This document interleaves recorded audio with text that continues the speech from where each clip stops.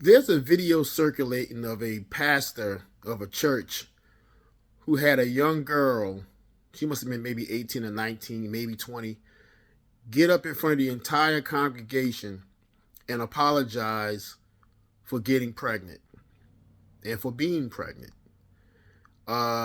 She apologized to the congregation. She asked for their forgiveness, et cetera, et cetera. Um, I want to say, first of all, the pastor should be ashamed of himself. The church should be ashamed of themselves, the congregation and everyone else, all the deacons, everyone else. Because I would venture to say that most of those people in that church were born out of wedlock. Parents had sex out of wedlock.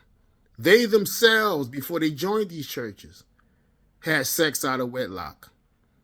So who are they to judge anybody? Judgment is left unto the Lord if you're a believer and a church follower, which I am not, because I believe a lot of these churches are cults. Okay? Church, by its very definition, is a cult. Okay? Either you believe what we believe, do what we do, follow what we follow, or you're an outcast. It's not come as you are. It's not none of that. Okay? And too many of these pastors think that they are God. Their believers and followers think that the pastor is God.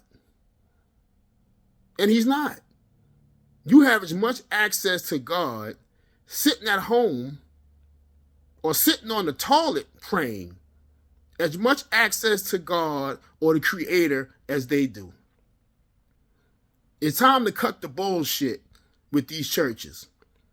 The majority of those people sitting up in that congregation have had sex unwed, have dated married people, have probably messed with kids, stole money, etc., etc. Okay, it is a cult. So it's time for people to wake up and stop the bullshit. Enough is enough. Now, this is not an indictment on those good churches out there. I'm sure there are some good churches out there. I'm not a church-going person. God walks where I walk. He's with me all the time. Okay? The voice is in your head, your conscience. Remember that? Let your conscience be your guide. That's the spirit realm talking to you on a regular basis, good and evil.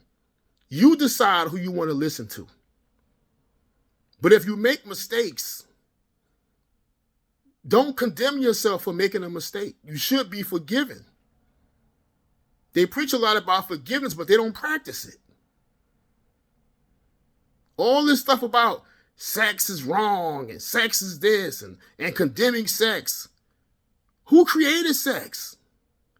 Who made it feel this good?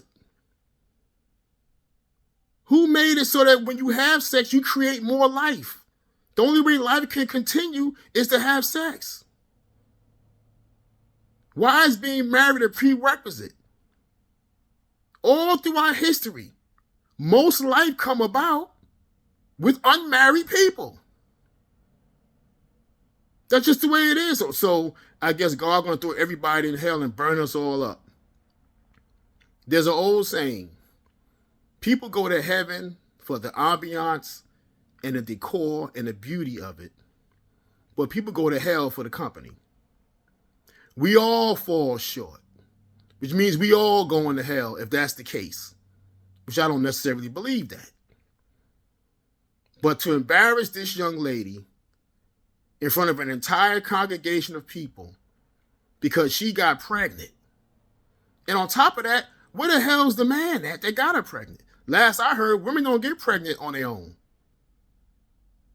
Somebody had to shove some ding-a-ling up in her to get her pregnant. Where's he at? Why is he not apologizing? He's not apologizing because historically, religion and the Bible has a history of condemning and shaming women.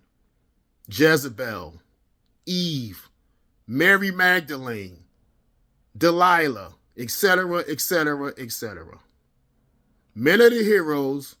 Women ought to be shamed. But yet we love women.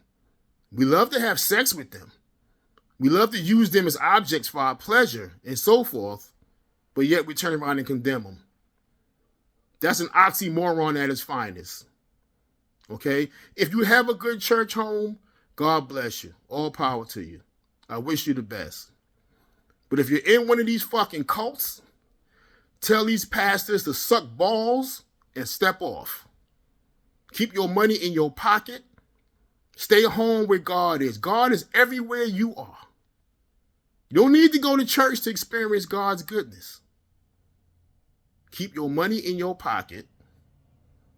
Leave that cult and tell that pastor to kiss your ass as you walk out that door.